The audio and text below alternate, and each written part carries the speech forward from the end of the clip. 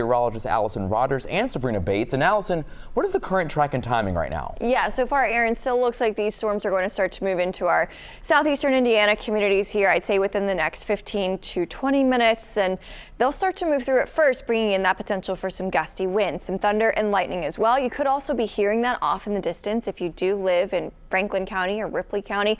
You're dealing with some rainfall right now, but that's all sub-severe, and really and truly no outstanding winds with that outside of what we've already seen today, which have been on the strong side. Most of our wind gusts have been anywhere from about 45 to 50 miles per hour here so far today.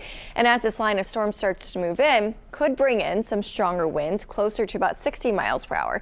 If that's the case, we would end up with some severe thunderstorm warnings. Also watching for the potential for some of these storms to create some brief spin up action, some really quick rotation within some of these storms, and that could trigger a tornado warning. We do have a tornado watch in effect for areas throughout Kentucky as well as Indiana. That includes Gallatin County, Carroll County, Owen County, and then Switzerland County, as well as Ripley County and southeastern Indiana. That's going to be in effect until 3 o'clock this morning.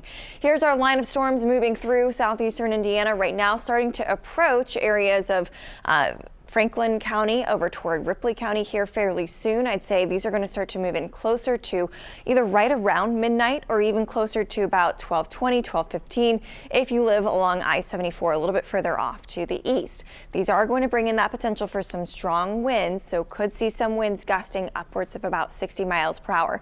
Generally, the entire line is going to start to roll into the Cincinnati metro. I'd say closer to about 12:30 or even as late as 1 o'clock this morning, and then it will continue to push east throughout the rest of the overnight time frame.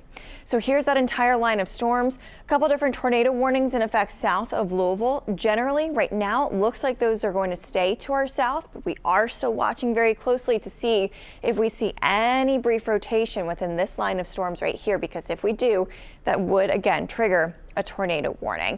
So this line's going to keep on pushing off to the east here at about 60 or so miles per hour. We do have that tornado watch in effect for our western zones, but further to the east so far, no sort of other watch or warnings in effect, but I do think we could end up with an additional watch being issued for the rest of the Cincinnati area here tonight. What that would be at this point, unsure. The National Weather Service still kind of ironing all those details out, but don't be surprised if you end up seeing another sort of severe watch going up for us here for the rest of the night. So we'll be watching as these storms move in closer to midnight for our Indiana communities, areas closer to the Cincinnati metro, possibly as late as about 1 o'clock in the morning before they start to roll through. And then areas east of that, east of I-75, 71, closer to about 2 or 3 o'clock in the morning. Past 3, generally our severe weather threat looks like it starts to fade a little bit. And most of these storms have the greatest potential to bring in that strong to damaging wind threat. So winds up to about 60 miles per hour, possibly stronger than that as well. With that brief spin up tornado, still a possibility, but still on the lower end of all of that. So here with an hour by hour of how the rest of the night's going to play out is meteorologist Sabrina Bates. Hey there, Allison. Yeah, let's walk through what Futurecast is looking like. I think it's a better visual here for us to see kind of what these storms potentially could do across Greater Cincinnati. So we have this line of gusty storms that's going to be right on our doorstep, our southeast Indiana communities. That'll be closer to around midnight and just after that. This line of storms is going to rush across the area, and we'll have to watch just that leading edge really for any of those very brief spin ups and also any of those areas that we could see some damaging wind gusts. By the time that we get to about 2-3 a.m., we'll see this line over a good portion of the area.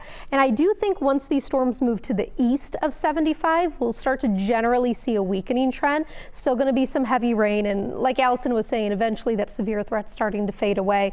By the time we get to about 4 or 5 a.m., that heavy rain even is out towards the east. And we wake up tomorrow morning with much colder temperatures and even some snow showers out there. Even some flurries and light snow that'll be continuing into the afternoon.